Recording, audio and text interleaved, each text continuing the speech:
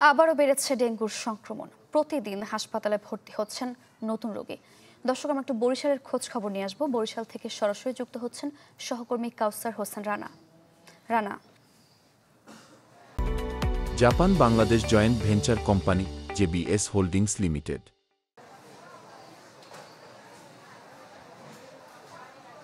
হ্যাঁ সারিকা, বরিশালে প্রতিদিনই বাড়ছে ডেঙ্গু আক্রান্ত রোগীর সংখ্যা। যদি বিভাগের তথ্যটি আপনাকে এইভাবে বলি যে গতকাল যেখানে বরিশাল বিভাগের বিভিন্ন সরকারি হাসপাতালগুলোতে 350-র বেশি রোগী ভর্তি ছিল, আজ সেখানে 400-র বেশি রোগী ভর্তি রয়েছে এই মুহূর্তে বিভিন্ন হাসপাতালে।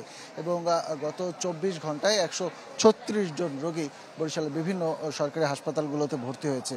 এই 136 জন রোগীর বাইরেও কিন্তু অনেক রোগী রয়েছে যারা সরকারি হাসপাতালগুলোতে চিকিৎসা নেননি, বাসায় চিকিৎসা নিচ্ছেন অথবা বেসরকারি হাসপাতালে চিকিৎসা নিচ্ছেন। তো বেসরকারি হাসপাতালের চিকিৎসা নেওয়া রোগীদের যে তথ্য সেটি কিন্তু আসলে সিভিল সার্জন বলেন বা স্বাস্থ্য দপ্তরের যে কর্মকর্তা বলেন তাদের কাছে কিন্তু নেই, যার ফলে আমরা শুধু সরকারি তথ্যটি আসলে জানতে পারছি।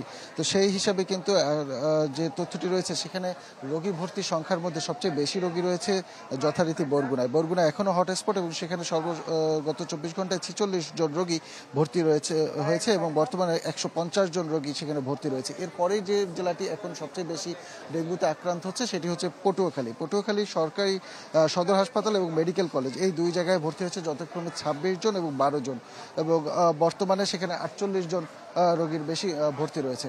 অর্থাৎ রোগী কিন্তু যত যাচ্ছে ততই কিন্তু রোগীর সংখ্যা বৃদ্ধি পাচ্ছে, এবং গতকালও কিন্তু একজন রোগীর মৃত্যু ঘটেছে। যদিও আজ কোনো রোগীর মৃত্যু ঘটেনি। চিকিৎসকরা যথারীতি বলছেন যে এই রোগ থেকে মুক্তি পেতে হলে সচেতনতার বিকল্প নেই, মশা নিধন করতে হবে এবং এডিস মশার কামড় থেকে নিজেকে রক্ষা করতে হবে। এই ছিল বরিশালের পরিস্থিতি। সারিকা। রানা, ধন্যবাদ আপনাকে।